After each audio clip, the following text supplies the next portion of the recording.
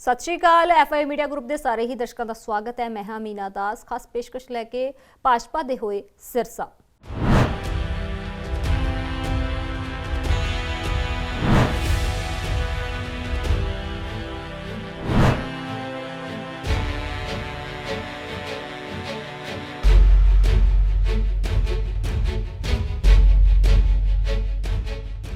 सबसे पहले भारतीय जनता पार्टी के national president Shri JP Nadda ji, देश के गृह मंत्री श्री अमित शाह जी, उनका तहे दिल से धन्यवाद करता हूं जिन्होंने अभी मुझे पार्टी में ज्वाइन कराया।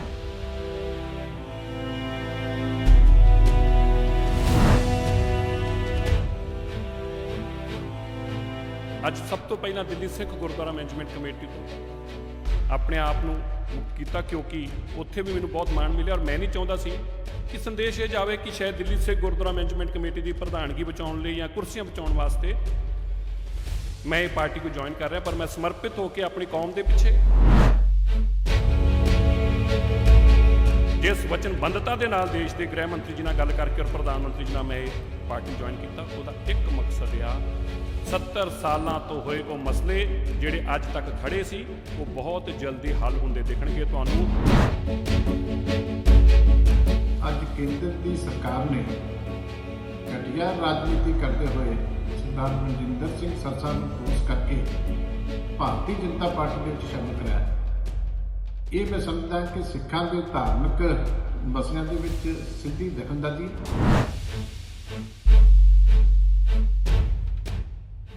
फिर सरदार मनजिंदर सिंह सरसा के उत्ते और कालका जी के उत्ते केस दर्ज किया गया।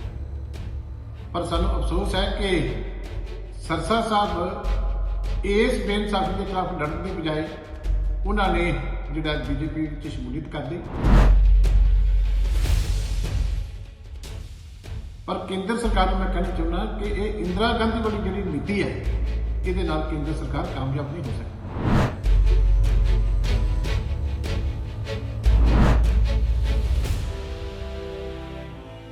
जी हाँ, सियासत दे विच आपां एक गल आम देखते हाँ कि सियासी लीडरां दा कोई दीन ईमान नहीं हुंदा। कदों किहड़ी पार्टी नूं छड्ड देण ते कदों किहड़ी पार्टी विच टपूसी मार के चल जाण, कोई पता नहीं लगता।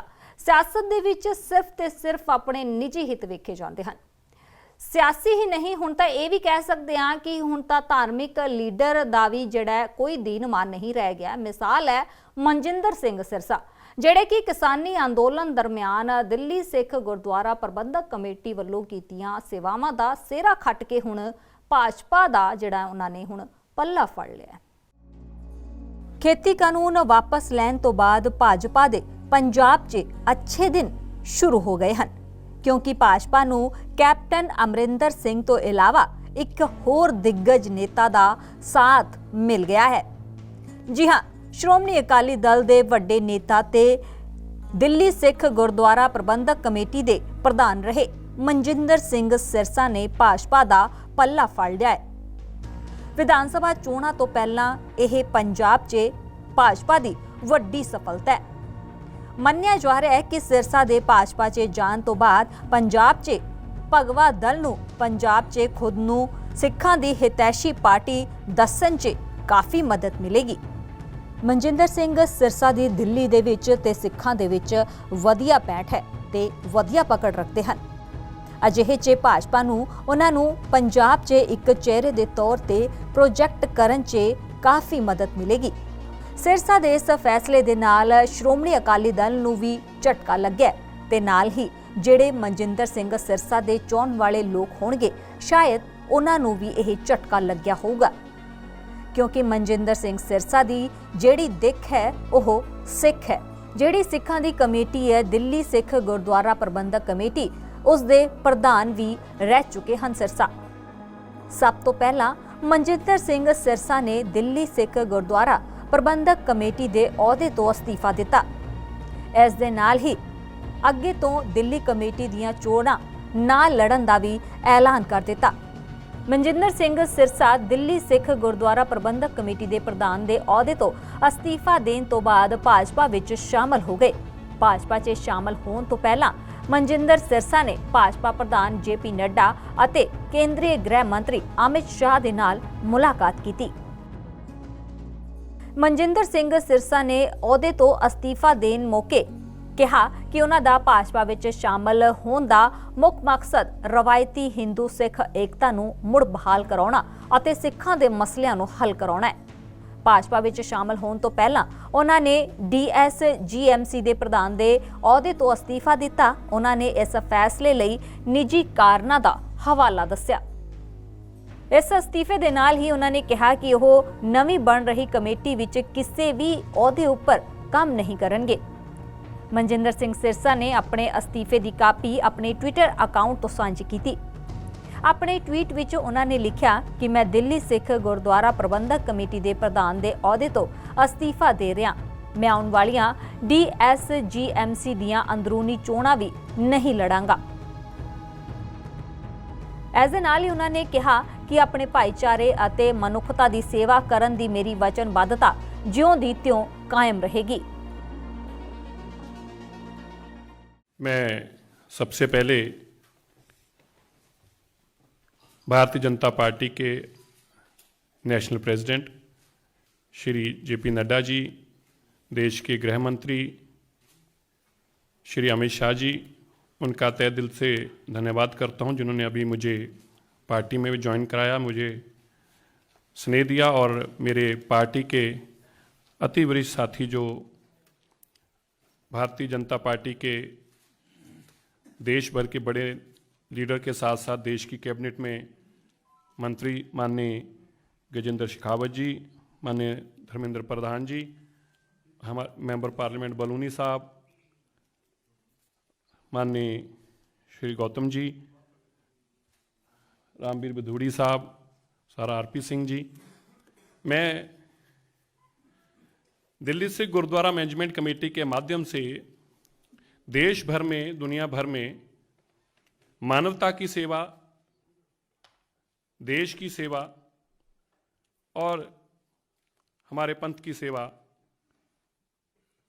हर उस जगह पर जहाँ पे भी हमारी इस कम्युनिटी को जरूरत पड़ी, हमने वो पूरे देश के अंदर जाके अपने लोगों की आवाज़ को बुलंद किया। मैनू इस गल का बड़ा फकर आ कि मैनू इस देश की राजधानी के अंदर 2 वार दिल्ली के लोगों ने MLA भी बना के भेजा और दिल्ली तो ही मैनू दिल्ली सिख गुरुद्वारा मैनेजमेंट कमेटी के मैंबर के रूप अंदर, जनरल सकत्तर के रूप अंदर और फिर प्रधान के रूप अंदर सेवा करने का मौका मिला। इस दौरान चाहे मानवता की सेवा की गल होवे, देश और दुनिया के अंदर सिक्खी का परचम लहराना होवे, देश में दसना होवे, दुनिया को दसना होवे सिख कौन है, सिखा की परंपरा है और की मानवता की सेवा करने का जज्बा सिख रखते हैं। पूरे देश और दुनिया ने इस गल नूं मन्निया और देश और दुनिया के अंदर ये मानवता की सेवा की एक नवी मिसाल कायम की, जिसकी बाद च देश के प्रधानमंत्री ने भी ट्वीट करके और दिल्ली की पुलिस ने भी सारे गुरु घरां की आराधना करते हुए धन्यवाद किया। दिल्ली सिख गुरुद्वारा प्रबंधक कमेटी के साबका प्रधान मनजिंदर सिंह सिरसा राजधानी दिल्ली स्थित पार्टी हैडकुआटर च भाजपा च शामिल हो गए। केंद्रीय मंत्री धर्मेंद्र प्रधान ਅਤੇ गजेंद्र सिंह शेखावत ने उन्हां नूं भाजपा दी मैंबरता दवाई। भाजपा च शामिल होने तो पहला सिरसा ने भाजपा प्रधान जेपी नड्डा ਅਤੇ केंद्रीय गृह मंत्री अमित शाह नाल भी मुलाकात की सी। सिरसा 2 वार दिल्ली तो विधायक रहे हैं ਅਤੇ लंबे समय तो दिल्ली सिख गुरुद्वारा प्रबंधक कमेटी के ਵੱਖ-ਵੱਖ ਅਹੁਦਿਆਂ ਤੇ सेवावां भी दे चुके हैं। आने वाली पंजाब विधानसभा चोणां लई पंजाब के इंचार्ज शेखावत ने कहा कि सिरसा नूं पार्टी च शामिल करन नाल यकीनी रूप नाल सूबे च अगले साल की शुरुआत च होने वाली चोणां च मदद मिलेगी। मैं मानता हूं कि भारत की राजनीति में और विशेष रूप से यदि मैं उत्तर भारत की राजनीति की चर्चा करूं और उत्तर भारत की राजनीति में सिख चेहरों की यदि बात करूं तो जो दृश्य आपके सामने उभरेगा उसमें से एक चेहरा अवश्य रूप से आदरणीय सिरसा जी का होगा। 2 बार दिल्ली में राजौरी विधानसभा से विधायक रहे और जिन्होंने वर्षों तक लगभग पिछले पूरे एक दशक तक दिल्ली गुरुद्वारा मैनेजमेंट कमेटी के साथ में प्रमुख दायित्वों के साथ में काम किया और लगभग पिछले 3 साल से दिल्ली गुरुद्वारा मैनेजमेंट कमेटी के अध्यक्ष के नाते भी काम कर रहे हैं। जैसा आदरणीय बलूनी जी ने कहा, श्रद्धेय प्रधानमंत्री जी के मार्गदर्शन में, उनके नेतृत्व में भारतीय जनता पार्टी जिस रीति नीति के साथ में काम कर रही है और जैसा उसका परिणाम विश्व भर में देखने को मिला है, देश भर में जो परिणाम देखने को मिला है, भारतीय जनता पार्टी के कुनबे में जो परिवार भाव से काम करने वाली पार्टी है, निरंतर नए नए चेहरों के आने से न केवल हमारी शक्ति बढ़ती है, ताकत बढ़ती है, अपितु भारतीय जनता पार्टी का धरातल पर व्याप भी और अधिक जो है वो सुगठित होता है। मैं आदरणीय सिरसा जी को इनका स्वागत करते हुए भारतीय जनता पार्टी के परिवार में जिम्मेदारी के साथ में ये बात कह सकता हूं कि आगामी पंजाब के चुनाव में निश्चित रूप से सिरसा जी के भारतीय जनता पार्टी के कुनबे में आने से एक बहुत बड़ा लाभ भी होगा, बहुत बड़ा परिवर्तन होगा। मैं आदरणीय सिरसा जी का हृदयपूर्वक स्वागत करते हुए भारतीय जनता पार्टी, जो दुनिया की सबसे बड़ी पॉलिटिकल पार्टी है, उस कुनबे में स्वागत करता हूँ, करते हुए अपने आप को आनंदित महसूस करता हूँ। बहुत सारा धन्यवाद। ਭਾਜਪਾ 'ਚ ਸ਼ਾਮਲ ਹੁੰਦੇ ਹੀ ਮਨਜਿੰਦਰ ਸਿੰਘ ਸਿਰਸਾ ਨੇ ਕਿਹਾ ਕਿ ਉਹਨਾਂ ਨੇ DSGMC ਜਰੀਏ ਪੰਥ ਤੇ ਦੇਸ਼ ਦੀ ਸੇਵਾ ਕੀਤੀ ਹੈ। ਉਹਨਾਂ ਨੇ ਪਹਿਲਾਂ ਵੀ ਸਿੱਖਾਂ ਦੇ ਮਸਲੇ ਚੁੱਕੇ ਹਨ ਤੇ ਹੁਣ ਵੀ ਚੁੱਕਦਾ ਰਹਾਂਗਾ। ਇਸ ਦੇ ਨਾਲ ਹੀ ਮਨਜਿੰਦਰ ਸਿਰਸਾ ਨੇ ਕਿਹਾ ਕਿ ਕਿਸਾਨਾਂ ਦਾ ਹਰ ਮਸਲਾ ਹੱਲ ਹੋਣਾ ਚਾਹੀਦਾ ਹੈ। ਇਸ ਮੌਕੇ ਸਿਰਸਾ ਨੇ ਕਿਹਾ ਕਿ ਕੌਮ ਦੇ 70 ਸਾਲਾਂ ਤੋਂ ਜਿਹੜੇ ਪੈਂਡਿੰਗ ਮੁੱਦੇ ਹਨ ਉਹ ਵੀ ਹੱਲ ਕਰਵਾਉਣੇ ਹਨ। ਮੈਂ ਅੱਜ ਕਿਉਂਕਿ ਹਮੇਸ਼ਾ ਹੀ ਸਿੱਖ ਮੁੱਦਿਆਂ ਦੇ ਉੱਤੇ ਆਪਣੀ ਆਵਾਜ਼ ਨੂੰ ਬੁਲੰਦ ਰੱਖਿਆ ਹੈ। ਮੈਂ ਜਦੋਂ ਦੇਸ਼ ਦੇ ਗ੍ਰਹਿ ਮੰਤਰੀ ਸ਼੍ਰੀ ਅਮਿਤ ਸ਼ਾਹ ਜੀ ਨੂੰ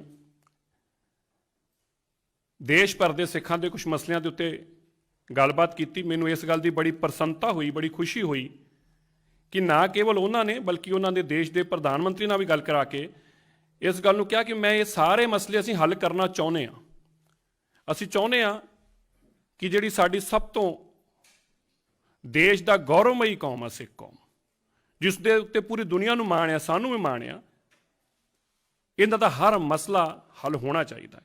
ਔਰ ਮੈਂ ਅੱਜ ਸਭ ਤੋਂ ਪਹਿਲਾਂ ਦਿੱਲੀ ਸਿੱਖ ਗੁਰਦੁਆਰਾ ਮੈਨੇਜਮੈਂਟ ਕਮੇਟੀ ਤੋਂ ਆਪਣੇ ਆਪ ਨੂੰ ਮੁਕਤ ਕੀਤਾ, ਕਿਉਂਕਿ ਉੱਥੇ ਵੀ ਮੈਨੂੰ ਬਹੁਤ ਮਾਣ ਮਿਲਿਆ। ਔਰ ਮੈਂ ਨਹੀਂ ਚਾਹੁੰਦਾ ਸੀ ਕਿ ਸੰਦੇਸ਼ ਇਹ ਜਾਵੇ ਕਿ ਸ਼ਾਇਦ ਦਿੱਲੀ ਸਿੱਖ ਗੁਰਦੁਆਰਾ ਮੈਨੇਜਮੈਂਟ ਕਮੇਟੀ ਦੀ ਪ੍ਰਧਾਨਗੀ ਬਚਾਉਣ ਲਈ ਜਾਂ ਕੁਰਸੀਆਂ ਬਚਾਉਣ ਵਾਸਤੇ ਮੈਂ ਇਹ ਪਾਰਟੀ को ज्वाइन कर रहा, पर मैं समर्पित होकर अपनी कौम के पिछे, अपनी कम्यूनिटी की गल वास्ते, क्योंकि देश के अंदर 70 साल तो जोड़े मुद्दे अज भी खड़े ने, भावें वो डोंगमार गुरुद्वारा सिक्के मंदिर होवे, भावें वो शिलोंग के सिखां का मसला होवे या श्रीनगर के कश्मीर के जम्मू कश्मीर के सिखां का मसला होवे, जिथे उन्होंने अज तक नौकरियां च रिजर्वेशन नहीं मिले, उन्होंने हक नहीं मिले, या मध्य प्रदेश के अंदर सिकली कर सिखां का मसला होवे, या आसाम के आसामी सिखां का मसला होवे, या गुरु तेग बहादुर साहब जी महाराज और गुरु नानक देव पातशाह जी के वड्डे समागम करके देश और दुनिया को उन्हों की सोच और उन्हों दी मानवता के प्रति सेवावां की जानकारी देनी होवे।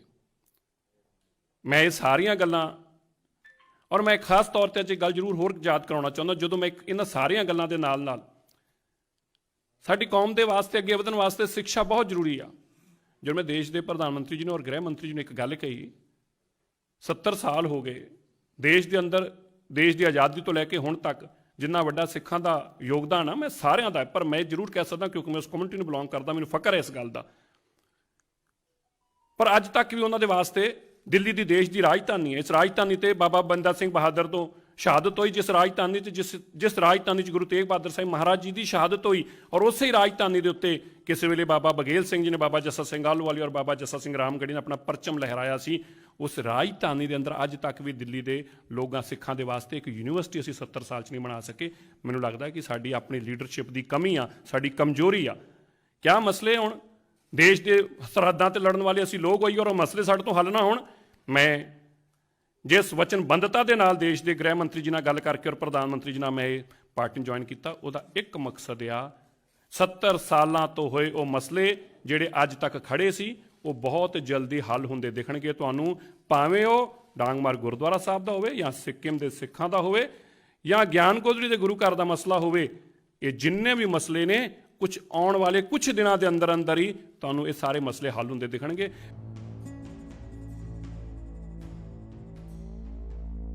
ਮਨਜਿੰਦਰ ਸਿੰਘ ਸਿਰਸਾ ਦੇ ਭਾਜਪਾ 'ਚ ਸ਼ਾਮਲ ਹੋਣ ਤੋਂ ਬਾਅਦ ਸ਼੍ਰੋਮਣੀ ਅਕਾਲੀ ਦਲ ਦੇ ਸੀਨੀਅਰ ਆਗੂ ਦਲਜੀਤ ਸਿੰਘ ਚੀਮਾ ਨੇ ਆਪਣੀ ਪ੍ਰਤੀਕਿਰਿਆ ਦਿੱਤੀ।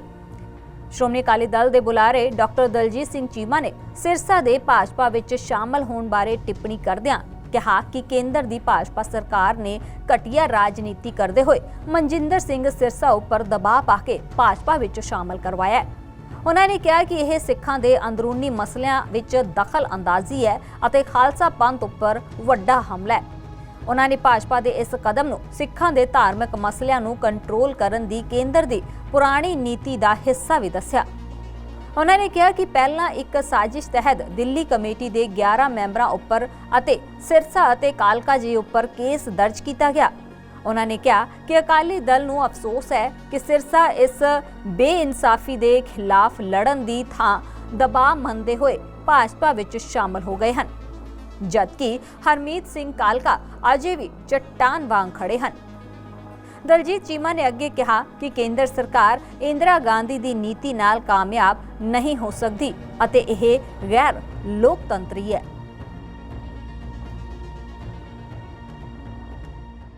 ਜਿਸ ਤਰੀਕੇ ਅੱਜ ਕੇਂਦਰ ਦੀ ਸਰਕਾਰ ਨੇ ਘਟੀਆ ਰਾਜਨੀਤੀ ਕਰਦੇ ਹੋਏ ਸਰਦਾਰ ਮਨਜਿੰਦਰ ਸਿੰਘ ਸਰਸਾ ਨੂੰ ਫੋਰਸ ਕਰਕੇ ਭਾਰਤੀ ਜਨਤਾ ਪਾਰਟੀ ਦੇ ਵਿੱਚ ਸ਼ਾਮਲ ਕਰਾਇਆ, ਇਹ ਮੈਂ ਸਮਝਦਾ ਕਿ ਸਿੱਖਾਂ ਦੇ ਧਾਰਮਿਕ ਮਸਲਿਆਂ ਦੇ ਵਿੱਚ ਸਿੱਧੀ ਦਖਲਅੰਦਾਜ਼ੀ ਔਰ ਖਾਲਸਾ ਪੰਥ ਦੇ ਉੱਤੇ ਬਹੁਤ ਵੱਡਾ ਹਮਲਾ ਔਰ ਸਿੱਖ ਗੁਰਧਾਮਾਂ ਨੂੰ ਕੰਟਰੋਲ ਕਰਨ ਦੀ ਕੇਂਦਰ ਦੀ ਪੁਰਾਣੀ ਨੀਤੀ ਦਾ ਇੱਕ ਹਿੱਸਾ।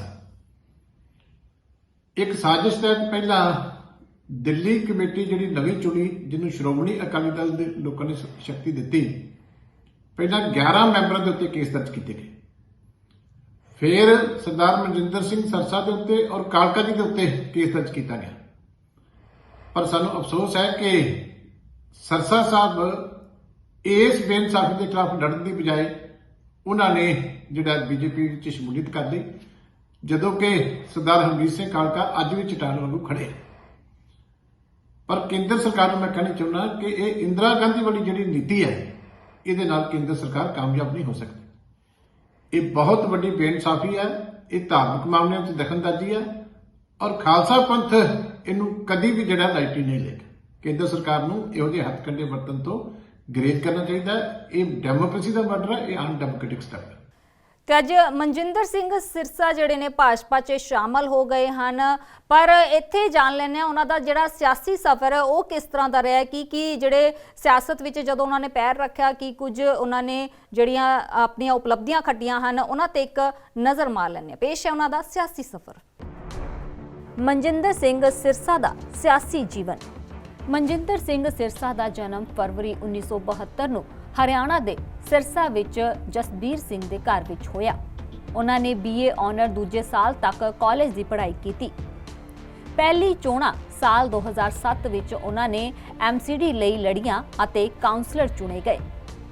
ਇਸ ਤੋਂ ਬਾਅਦ ਉਹਨਾਂ ਨੇ ਅਕਾਲੀ ਦਲ ਵਿੱਚ ਰਹਿੰਦਿਆਂ ਭਾਜਪਾ ਦੇ ਚੋਣ ਨਿਸ਼ਾਨ ਤੇ ਸਾਲ 2017 ਵਿੱਚ ਚੋਣ ਲੜਿਆ ਤੇ ਦਿੱਲੀ ਦੇ ਰਾਜੌਰੀ ਗਾਰਡਨ ਤੋਂ ਵਿਧਾਇਕ ਬਣੇ। ਮੌਜੂਦਾ ਸਮੇਂ ਵਿੱਚ ਵੀ ਉਹ ਰਾਜੌਰੀ ਗਾਰਡਨ ਤੋਂ ਹੀ ਦਿੱਲੀ ਵਿਧਾਨ ਸਭਾ ਦੇ ਮੈਂਬਰ ਹਨ। ਅਸਤੀਫਾ ਦੇਣ ਤੋਂ ਪਹਿਲਾਂ ਪਹਿਲੀ ਵਾਰ 2013 ਵਿੱਚ ਅਤੇ ਫਿਰ 2017 ਤੋਂ ਹੁਣ ਤੱਕ ਉਹ ਦਿੱਲੀ ਕਮੇਟੀ ਦੇ 2 ਵਾਰ ਪ੍ਰਧਾਨ ਵੀ ਰਹੇ ਹਨ। ਪ੍ਰਧਾਨ ਬਣਨ ਤੋਂ ਪਹਿਲਾਂ ਉਹ ਇਸੇ ਪਾਰਟੀ ਦੇ ਜਨਰਲ ਸਕੱਤਰ ਦੇ ਅਹੁਦੇ ਤੇ ਵੀ ਰਹੇ। 22 ਅਗਸਤ 2021 ਨੂੰ ਹੋਈਆਂ ਦਿੱਲੀ ਸਿੱਖ ਗੁਰਦੁਆਰਾ ਪ੍ਰਬੰਧਕ ਕਮੇਟੀ ਦੀਆਂ ਚੋਣਾਂ ਵਿੱਚ ਉਹ ਹਾਰ ਗਏ। ਇਸ ਤੋਂ ਬਾਅਦ ਸ਼੍ਰੋਮਣੀ ਅਕਾਲੀ ਦਲ ਦੇ ਪ੍ਰਧਾਨ ਸੁਖਬੀਰ ਸਿੰਘ ਬਾਦਲ ਨੇ ਕਿਹਾ ਕਿ ਉਹ ਸ਼੍ਰੋਮਣੀ ਕਮੇਟੀ ਦੇ ਨਾਮਜ਼ਦ ਉਮੀਦਵਾਰ ਵਜੋਂ ਦਿੱਲੀ ਕਮੇਟੀ ਦੇ ਮੈਂਬਰ ਹੋਣਗੇ। ਹਾਲਾਂਕਿ ਗੁਰਦੁਆਰਾ ਚੋਣਾਂ ਦੇ ਨਿਰਦੇਸ਼ਕ ਦੇ ਫੈਸਲੇ ਮੁਤਾਬਕ ਉਹਨਾਂ ਨੂੰ ਪੰਜਾਬੀ ਅਤੇ ਗੁਰਬਾਣੀ ਨਾ ਪੜ੍ਹ ਸਕਣ ਕਾਰਨ DSGMC ਦੀ ਮੈਂਬਰੀ ਲਈ ਅਯੋਗ ਕਰਾਰ ਦੇ ਦਿੱਤਾ ਗਿਆ ਸੀ। ਹਾਲਾਂਕਿ ਡੀਐਸਜੀਐਮਸੀ ਦੀ ਮੈਂਬਰੀ ਤੋਂ ਦਿੱਤੇ ਅਸਤੀਫੇ ਵਿੱਚ ਉਹ ਕਹਿ ਚੁੱਕੇ ਹਨ ਕਿ ਉਹ ਨਵੀਂ ਕਮੇਟੀ ਵਿੱਚ ਕਿਸੇ ਵੀ ਹੈਸੀਅਤ ਵਿੱਚ ਸ਼ਾਮਲ ਨਹੀਂ ਹੋਣਗੇ। ਦਿੱਲੀ ਕਮੇਟੀ ਦੇ ਪ੍ਰਧਾਨ ਹੁੰਦਿਆਂ ਉਹ ਕਈ ਸਿੱਖ ਮਸਲਿਆਂ ਬਾਰੇ ਬੋਲਣ ਕਰਕੇ ਸੁਰਖੀਆਂ ਵਿੱਚ ਵੀ ਰਹੇ ਹਨ। Bureau report.